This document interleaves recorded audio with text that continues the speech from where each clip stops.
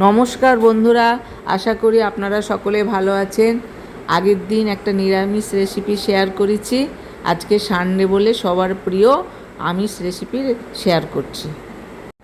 এর জন্য আমি 900 গ্রাম খাসির মাংস নিয়েছি, যাতে তেল আর হলুদ দিয়ে ম্যারিনেট করে রেখেছি।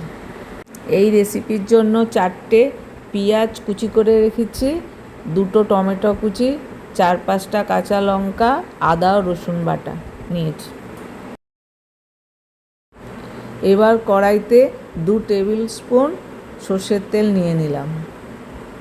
তেল গরম হয়ে গেলে দারচিনি, এলাচ, লবঙ্গ, শুকনো লঙ্কা, তেজপাতা দিয়ে দিলাম। এবার এটা নেড়ে চেড়ে নেব।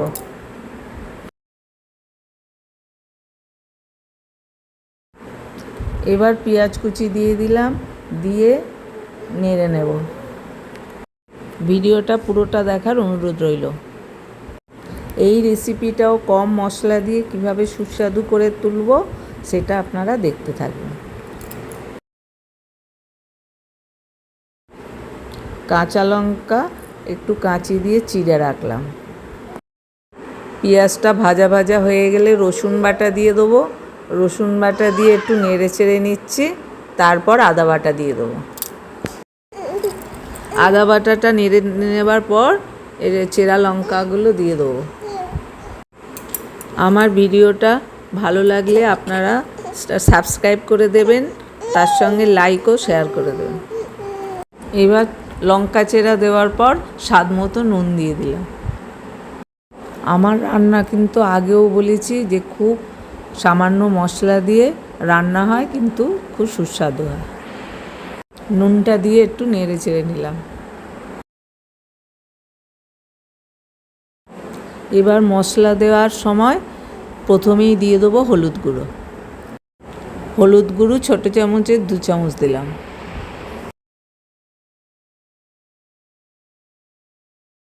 এবার দিচ্ছি টমেটো কুচি।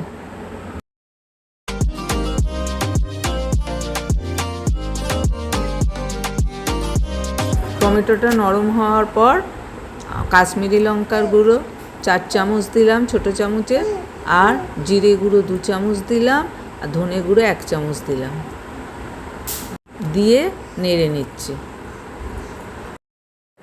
এই যে জিরে গুঁড়ো ধনে গুঁড়ো আমি দিলাম, গোটা কিনে এনে মিক্সিতে আমি গুঁড়িয়ে নিই।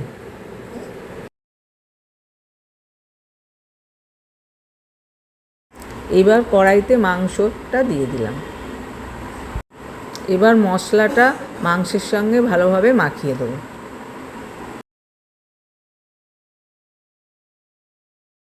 মাখানো হয়ে গেছে, এবার ছোটো চামচের 1 চামচ চিনি দিয়ে দিলাম রং হবার জন্য। এবার মাংসটা ঢাকা দিয়ে দিলাম। মাঝে মাঝে 2-3 মিনিট পর এসে দেখব যে মাংসটা থেকে তেল ছাড়ছে কিনা। দেখুন মাংস থেকে তেলটা বেরিয়ে গেছে। এবার মাংসটায় জল দেব।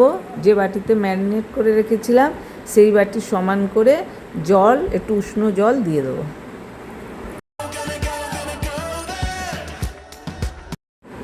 এবার কড়াই থেকে প্রেসার কুকারে ঢেলে নিচ্ছি। এই রান্নায় ঘি আর গুঁড়ো গরম মশলার ব্যবহার করি না। এবার প্রেসার কুকারটা বসিয়ে দিলাম 3 থেকে 4টে সিটির জন্য। এবার সিটিটা হয়ে গেছে, ঢাকনা খুলে ভেজে রাখা আলুগুলো দিয়ে দেব।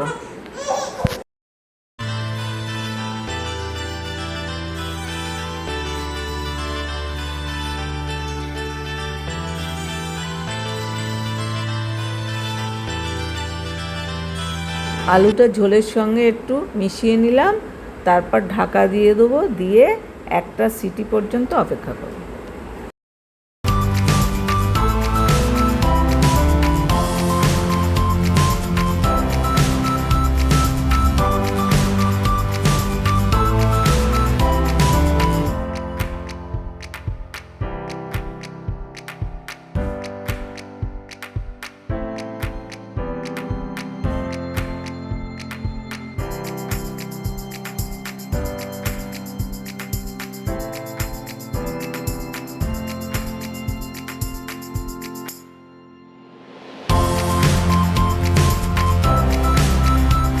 আমার হয়ে গেছে মাংস।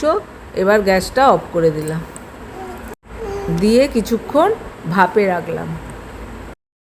এবার প্রেসার কুকার থেকে পাত্রে ঢেলে রাখলাম। আর কি সুন্দর কালার এসেছে দেখুন, বিয়েবাড়ির মতো।